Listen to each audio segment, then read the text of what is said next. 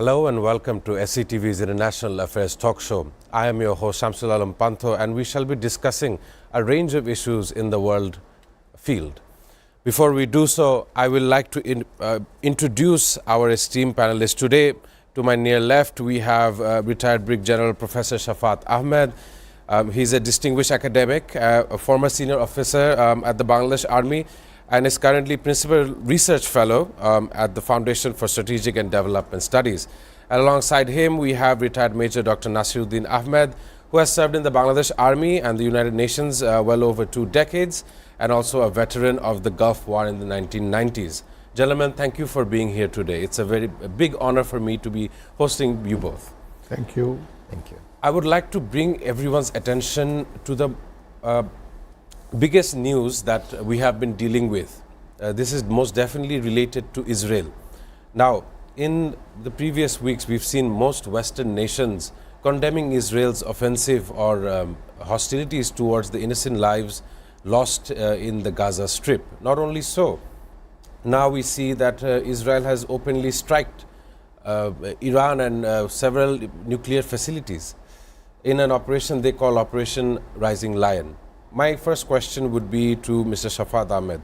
How do you see this current situation regarding Israel and how the Western powers are slowly starting to condemn Israel in its international actions? Thank you very much. First of all, the Iran-Israel conundrum, which is taking place now, is a very complicated issue. And Israel's war in Gaza and Israel's conflict with Iran are two different aspects. Two has different ramifications and two different background. I would like to take you back a little bit so that we look at the entire geopolitical situation. To start with, after the end of Second World War, if you remember, there was a Tehran conference and Tehran declaration in 1943, whereby USA, Russia and Great Britain, they jointly had ensured that Iran's neutrality will be maintained and Iran's independence will be maintained. Because at that time, the fear was the Russian occupation or Russian influence in Iran. From then onward, the Westerns were interested in Iran. Now, in the bigger game plan that was taking place all over the world after the Second World War, the Israeli state was created in Middle East. But if you look back, originally the proposal was to settle the Jews in Uganda in Africa. But right. Then they changed to the present location, which is part of Palestine. Yes. And Israelis used to come and live there with taking permission and pass from the Palestinian authorities. Palestine was a state, they had a statehood. So that was one issue. On the Iran side, till the fall of the Shah of Iran, Iran was a Western ally. Iran was part of Baghdad Pact, later on which became Central Treaty Organization. It was active member. As a matter of Iran, Pakistan and Turkey, along with USA, UK, they were part of the Central Treaty Organization, which was basically to counter the communist advance towards the south. Right. With the fall of Shah and the taking over of the Islamic revolutionaries, things started changing. Now, initially, the Western world reacted in a manner that they wanted to observe, see and observe. But as the Iranian revolutionary government started talking anti-West, so West also started slowly and gradually talking against Iran. The relationship that persisted before 79 got changed completely. Yes. Okay. Now, at certain point, if you look back again, it was in 1958 that Iran had joined the IAE, International Atomic Energy Commission. And it was USA who provided in 1967 probably, I'm forgetting the year around that time, the nuclear reactor for Peace for Atom. There was a project conducted by the US. Right. So it was the US who had supplied them the first nuclear reactor to the Iranians. So as long as Shah was there, the things were going okay. But the moment the revolutionary government came in, so the Western world became suspicious of the Iran. And Iran slowly and gradually started working on nuclear project. This is where the conflict started widening.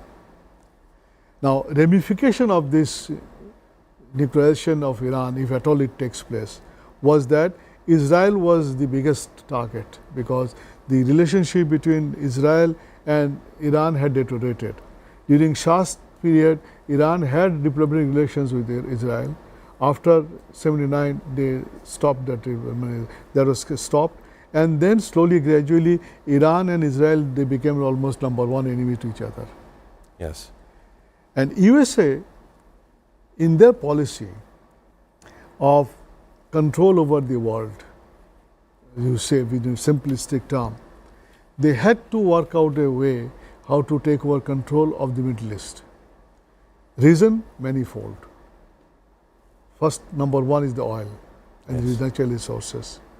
So if you look at the map of Middle East, making Israel as the center point, USA started slowly, gradually controlling the surrounding countries. Yes. They have very effectively taken the Gulf states under their control. Syria was one that has been neutralized. Iraq was earlier neutralized. Jordan was already in their pocket. So, to ensure that US domination and Israeli control over the area remains, Iran became their biggest enemy. So, whole operation is because of that. Now, timing is a question.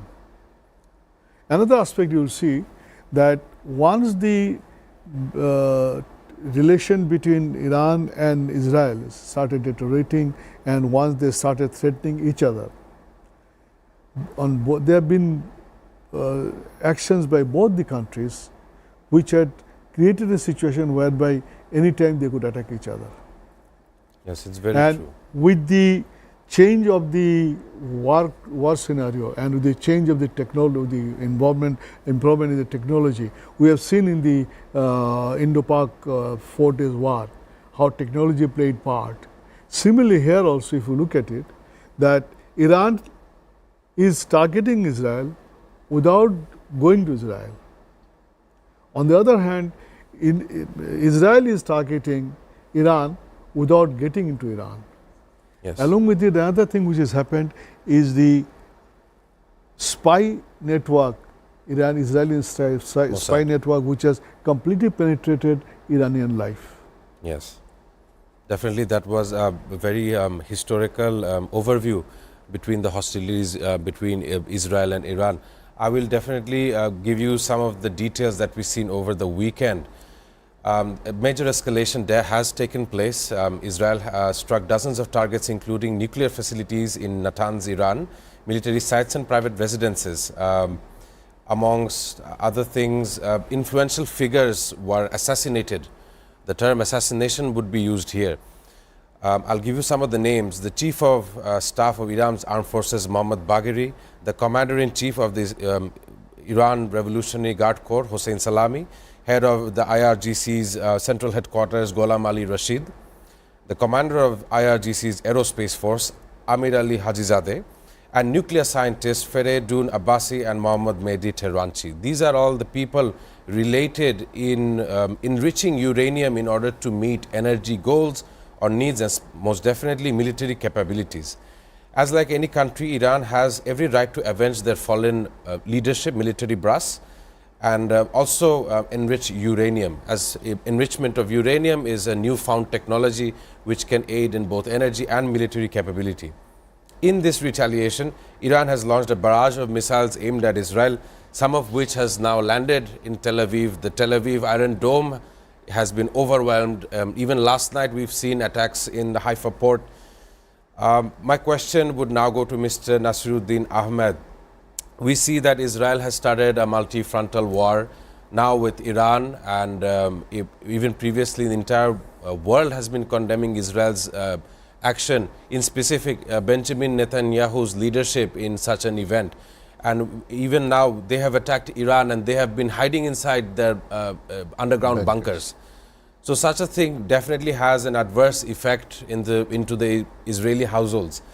My question to Mr. Nasiruddin Ahmed, how do you see this thing unfold? Will this lead to a much more larger, prolonged conflict? Thank you very much, and greetings to all our viewers. You see, this is the time when particularly there was a hope that after prolonged war in Gaza, there could be some peace deal within this week. Particularly, this is the day when they were supposed to have a meeting today. And also there was a possibility of arms race control meeting between the USA and the Iranian top echelons.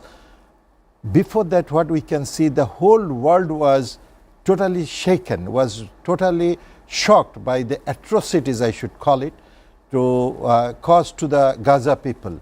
Even the hospitals, even the food vans, caravans, everything were under strike of the Israelis. So everybody was concerned about really what is going on and why the USA is still keeping mum and using its veto power in the United Nations for any motion against Israeli such activities.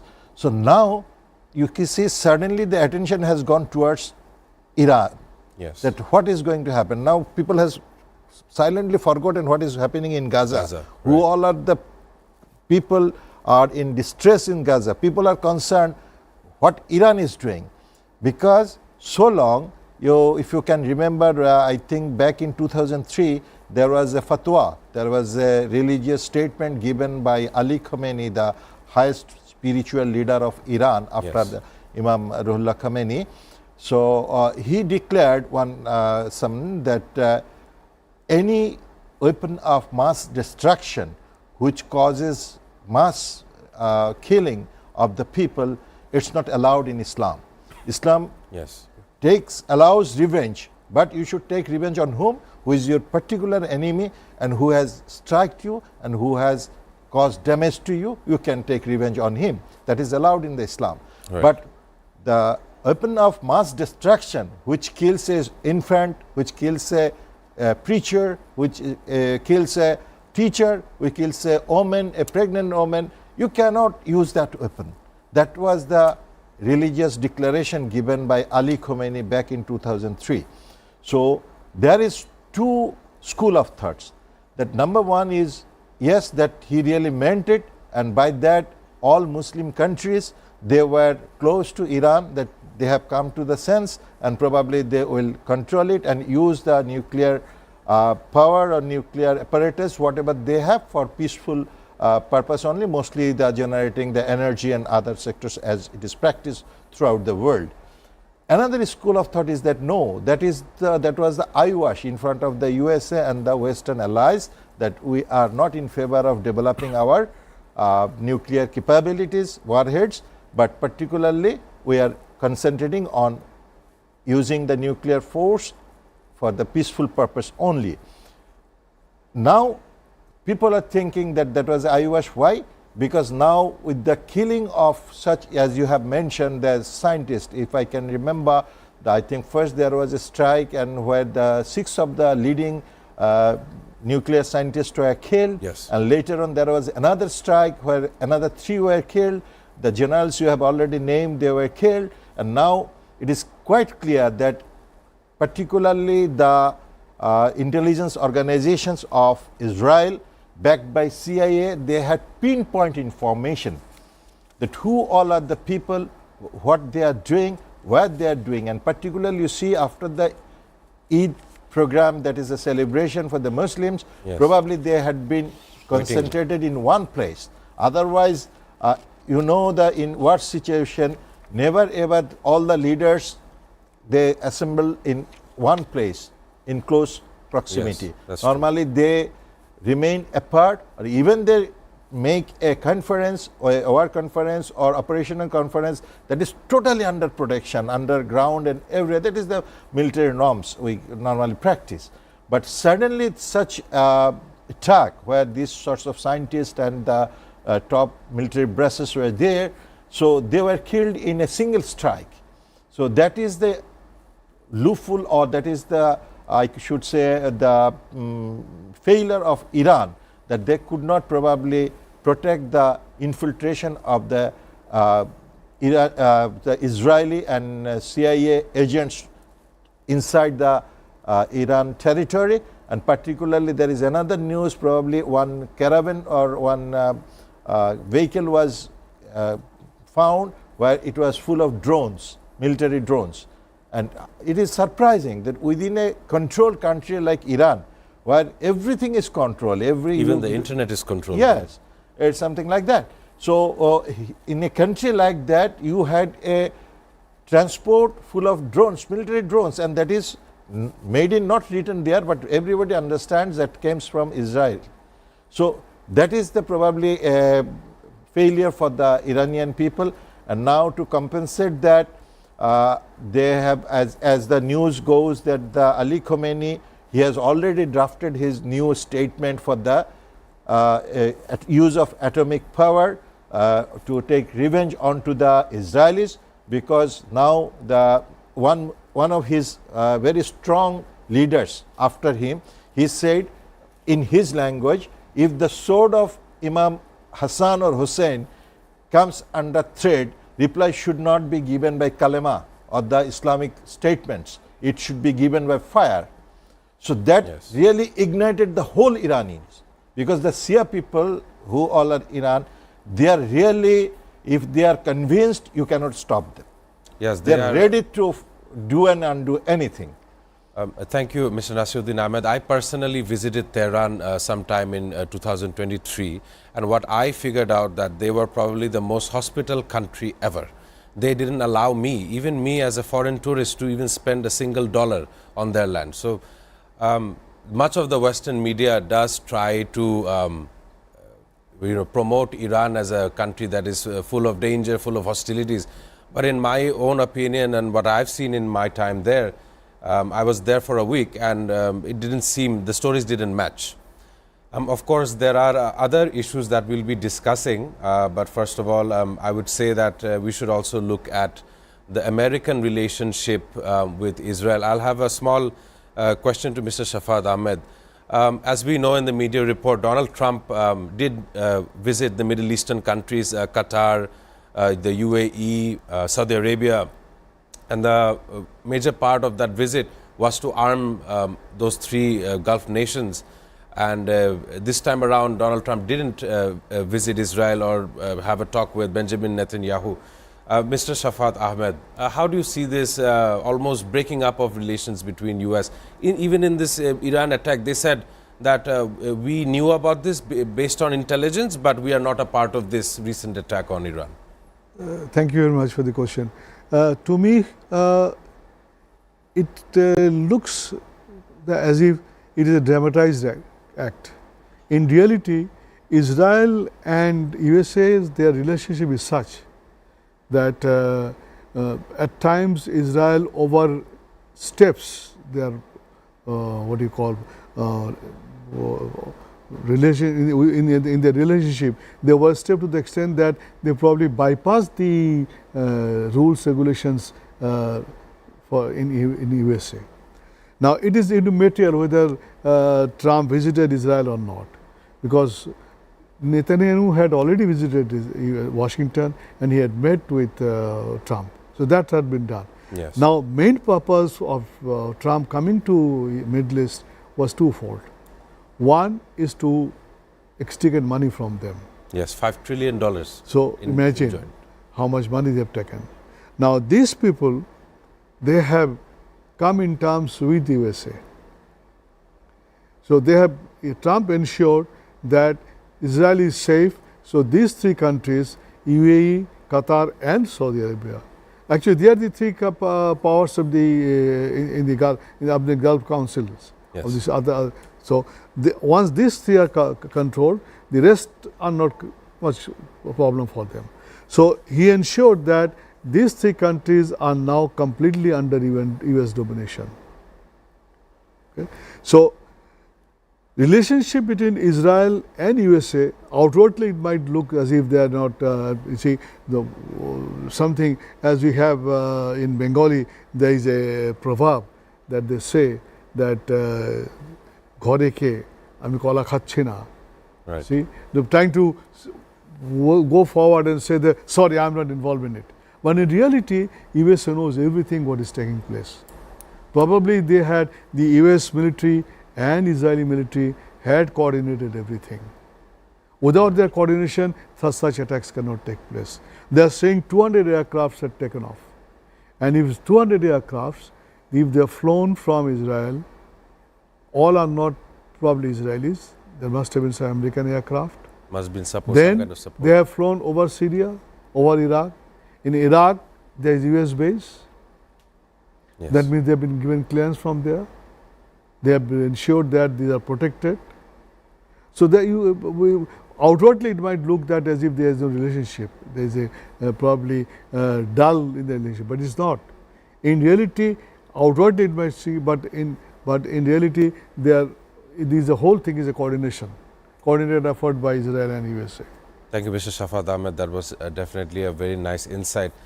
Ladies and gentlemen, we shall be talking about more issues, definitely that includes the Los Angeles protests across various US cities and also a tragedy that has taken place over the last weekend. Do stay with us as we head for a commercial break.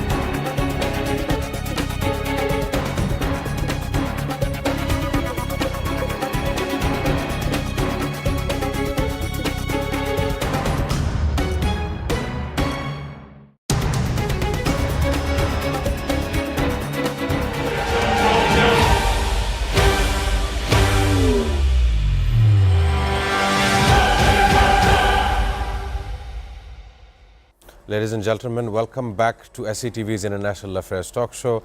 Of course, we are joined with retired Major Dr. Nasiruddin Ahmed and retired Brig General Professor Shafat Ahmed. Before going into the break, we were discussing about Israel and Iran. You had mentioned that you wanted to add in some further comments. Please, Mr. Shafat Ahmed. What I want to add is, as it seems, probably Israel would like to finish this operation as soon as possible, maybe a day or two. On the other hand, for Iran, Iran would like to prolong it, because if you look at it, Israel is a very small country, and a country where people are very busy, their life has been hampered completely, and every time there is a siren, people have to rush to the underground bunker, the daily normal routine is affected.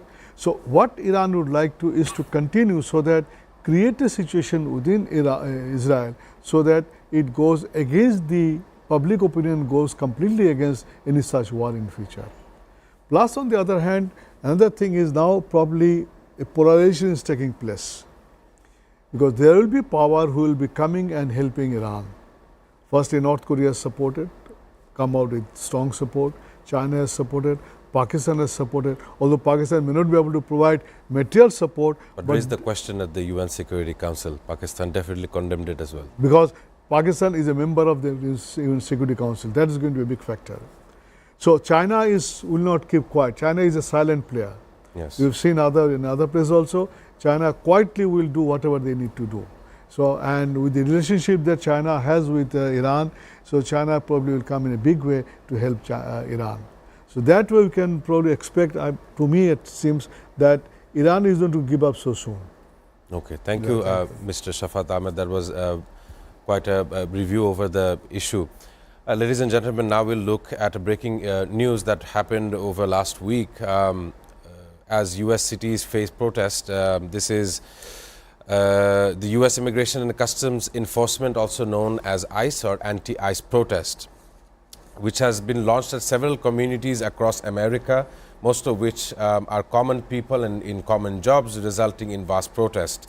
US President Donald Trump has appointed the US National Guard in order to deter such protests taking place. But according to recent media reports, it has only galvanized the immigration or the immigrant population, and the protest has spread all through major cities in US. In a stressing news, we've also seen that members of the media were also caught in the crossfires between the National Guard and the protesters. My next question is to Mr. Nasiruddin Ahmed. Much of the American population is served one way or the other by the immigrant population there. This includes people from countries such as in Latin America. Will this make America a less lucrative location for job seekers? Definitely, definitely there is a chance. We'll have to understand America is such a country where the origin of the country is based on the immigrants. It was a barren place. People from all around the world, they came, they assembled together, and gradually a big country was composed of. And so definitely there is a chance that their relatives, their neighbors, they will gradually gather in America, and gradually and the country is so vast, it can accommodate more people, there is no doubt in it. But again, it comes to the politics, power politics, that how I can gain more votes in my favor. So in that situation, particularly when the Donald Trump came, he had his election manifesto that he will go do this, do this, do this, and there was a support in favor of his election campaign. Make America great again. Make America great again. But it doesn't mean that if he evict this particular population in the name of they are not the legal status of the people staying there, almost I think, if I am not wrong, 500,000 people will have to be deported to their own countries. And the way he is deporting, that is also alarming. They are tying their hands or legs, or they are abusing them in the airport and then sending to the countries like India and other countries. That is not at all allowed by the human rights or policy, or any other civilized country cannot tolerate it. Anybody who has done a crime, even, he had the right to give his opinion, and even if he is sentenced to death, she should be hanged with honor. That is the practice international. But the way they are doing it, this cannot be. So there has to be a protest, and it has exactly happened there. And what I can visualize, that if it goes like this, now it is centralized in Los Angeles and few others, but it will definitely spread all over the America. And there was a time when even basing on the issue of Gaza, universities were under total unrest, and there was protest from all over the universities, even the universities like Oxford. So that could be a retaliation like that. And again, now the diversion, you could term it that the focus of Americans now again towards the Iran. Instead of what is happening in Los Angeles, people are now diverted. So that is another chapter of the story. What I can visualize here is that if it goes like this, there will be again, the latest, another news is that the involvement of the National Guards, their deployment. That has been challenged in the court, and court yes. has given a verdict in favor of the not withdrawing them. Yes. Not to use force against this particular, but Donald Trump has used his executive power, and he has already kept them there, and also there is a tussle going on. So that could be another unrest situation in America, and definitely that will spread more in the days to come if he is adamant on his policy. Thank you, Mr. Nasiruddin Ahmed. I will draw a simple comparison here, since that the entire topic is really regarding protest and how Donald Trump is using excessive force in order to handle such an immigration issue. As you know, 9-10 months ago, even in Bangladesh, we were all constricted to our homes. There was a curfew going on. The students from various private and public institutions were out on the streets protesting. Even various age groups were out there protesting in the face of excessive use of force. Now, such a comparison can now be made with America. That happened last year in Bangladesh, but now we can see that openly happening in America. So, my next question is to Mr. Shafat Ahmed. The comparison over here is very uncanny. It is almost very similar. Do you think there is a chance of the federal government or the US government being, or there is a chance of impeaching Donald Trump, as now that most of his voters are now seeing that his policies, even in education sectors, are harming the American education sector. His policies, even in immigration, is having an adverse effect in the job market. What do you think, sir? Thank you very much. Again, this is a very complicated question. First of all, we should not compare the situation in Bangladesh that had happened in Bangladesh with what is happening in USA. Bangladesh is a small country. It is probably 1/60th of USA. So compared to that, in USA, situation is not to that extent. These are still localized in 2-3 states. Yes. Act 1. Secondly, the federal system in USA works to protect USA itself because of the federal system. So that is one big factor we should protect. Now, question of impeaching president, I don't think so. This will not take place because white supremacy is a game which is being played. I have a different thing. I look at it in a different perspective. Please. Why this is happening? Now, if we go back into the historical perspective, I refer to The Rise and Fall of Great Powers by Paul Kennedy's book. Now, he has written much later, but way back in the 12th century, Ibn Khaldun had talked about the rise and fall of great powers. In those days, they talked about dynasties. And according to him, that a dynasty normally maximum lasts about a century. 100 years. 100 years. Now, if you look at the history, the rise of USA took place after Second World War. That means in late 40s, say from 1950 onward, USA is the rising power. It reminds me, in 1990, I visited Brookings institutions. There, in the briefing, we are told that USA was an ascending power. Remember, mark the word ascending power. That means USA is still rising. Now, that was probably the peak of the USA going, late 90s, 20. But with the turn of the century, slowly, gradually, if you see, things have started changing. In the beginning of this century, in the early 2001, 2003, there have been a lot of writing about how this century will look like. There were a lot of talk that it is going to be Asian century. Yes, the rise of China is rise one of China and other powers, smaller powers. So if you look at that way, the symptoms are that there has been decaying started in the US society. If you look at the multinational companies of the big companies in USA, right, who are running those?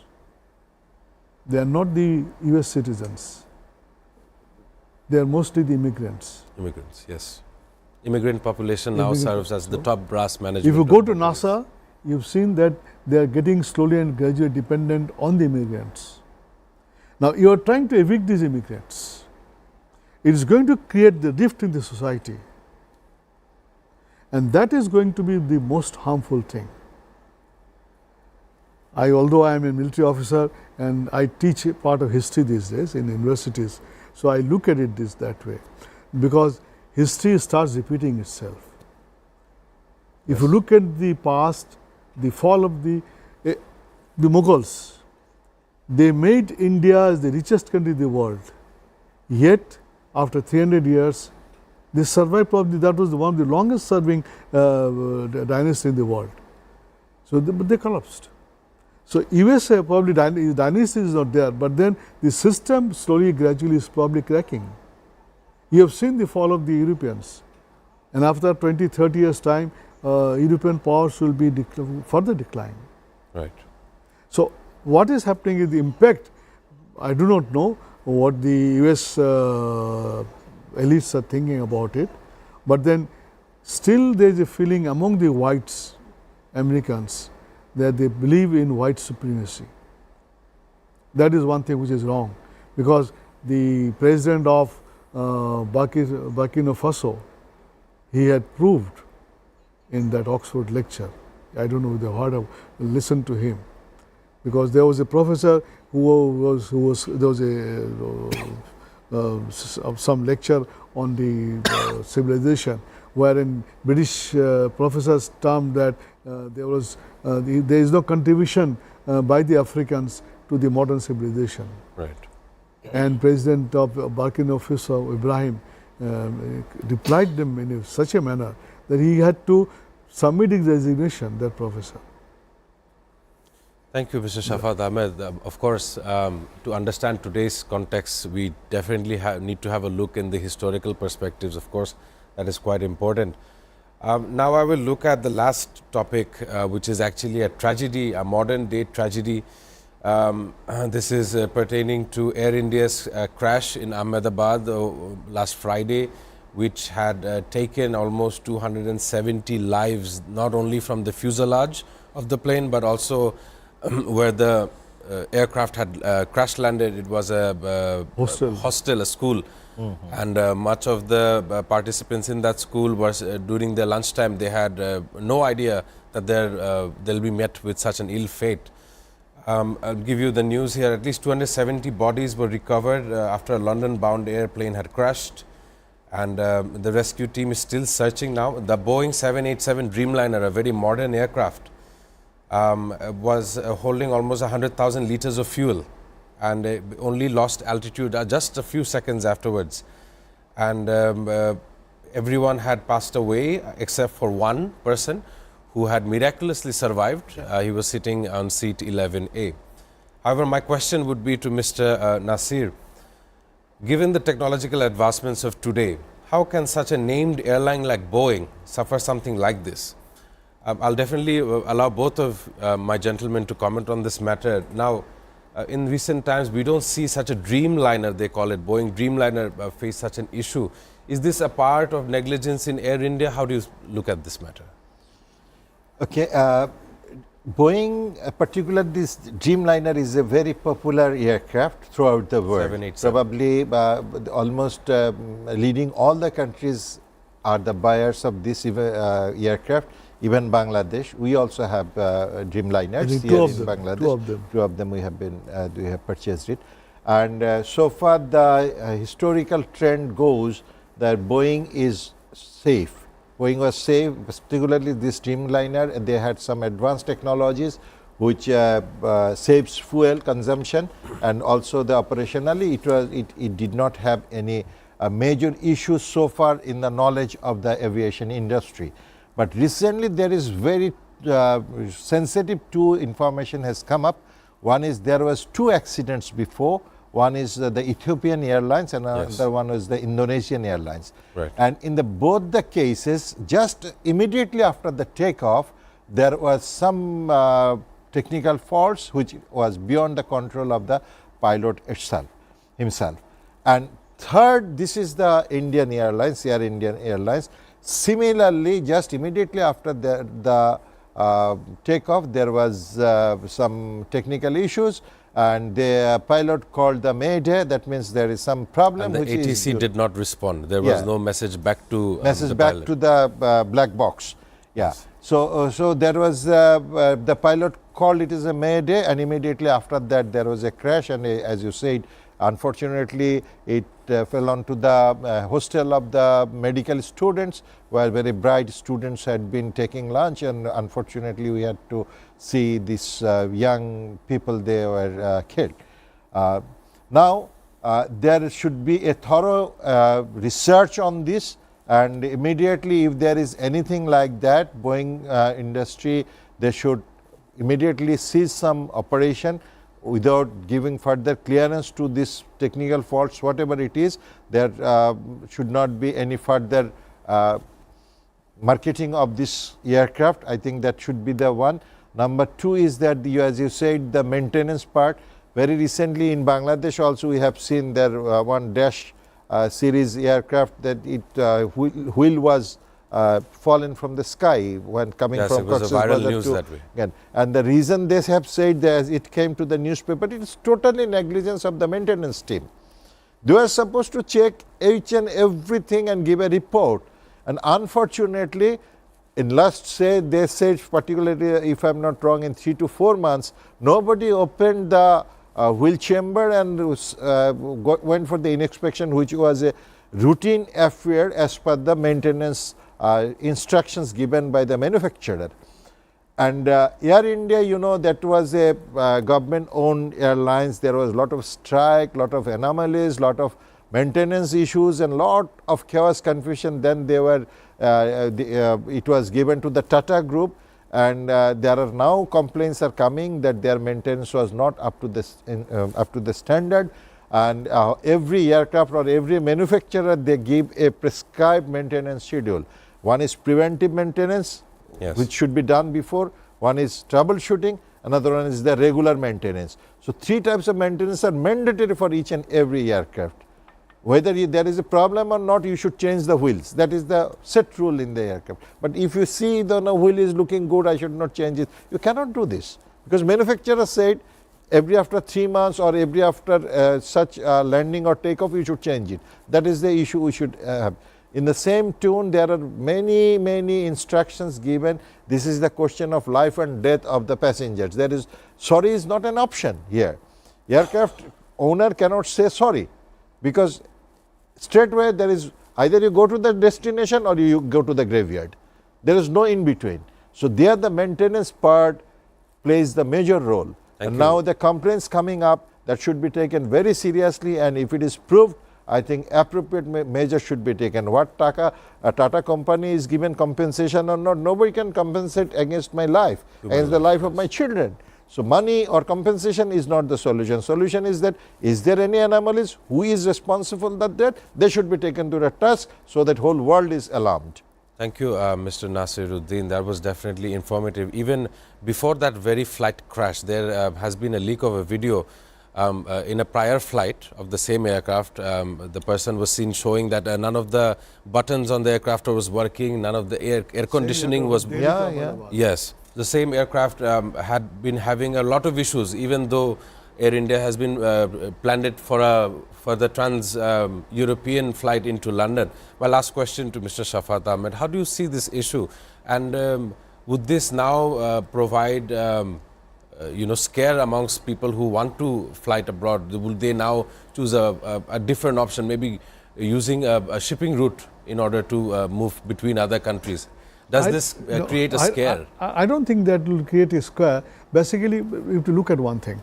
There was, I don't know, I read in one of the paper or one of the YouTube, not in YouTube, probably in one of the messages in either Facebook or WhatsApp somewhere, where an engineer in Dubai, he is an Indian who works in Emirates. He had commented that in Dubai, every Emirates aircraft is normally goes through 4 to 5 inspections before takeoff. It goes on flight. Whereas in case, and not only that, it is every time it is signed by the engineers, confirmed. In case of Indian Airlines, this is done only once. And in some cases, it has been observed that even the engineer does not certify it. Without certification, the aircraft goes. That's number one. What implication that I fear is, this has going to create a very negative impact on India as a whole. Right. Because India is trying to project that it is a country which has gone beyond that, probably a developed country, technologically advanced. They are sending rockets to the moon and trying to send men to moon, etc. They have, so on the one hand. On the other hand, the state of maintenance, state of the people in India, they are not matching. Right. One after another, because these incidents taken place immediately after the 4-day Indo-Pak War, where Indians have been very badly criticized that probably they lag behind in technology. Although they talk about it, but they failed to prove. Similarly here also, if this proves that it is because of the poor maintenance the aircraft crashed, that is going to have very big impact on the India as a country. Thank you, Mr. Shafat Ahmed. Many thanks to retired Major Dr. Nasiruddin Ahmed and retired Brig General Professor Shafat Ahmed for their deep insights and contributions to SATV's International Affairs Talk Show. I must also thank you both for your relentless service in our nation's armed forces. Ladies and gentlemen, as I conclude, on this day in 1954, the Union of European Football Association, UEFA, was founded. And of course, 15 June 2025 marks International Father's Day, a day for honoring one's father as well as fatherhood, paternal bonds and the influence of fathers in society. Alongside, today is also Xi Jinping's birthday. He's the leader of the Chinese Communist Party. That's it for today, and I will be bringing you the latest in world news in tomorrow's installation of International Affairs. Thank you very much and have a lovely day ahead.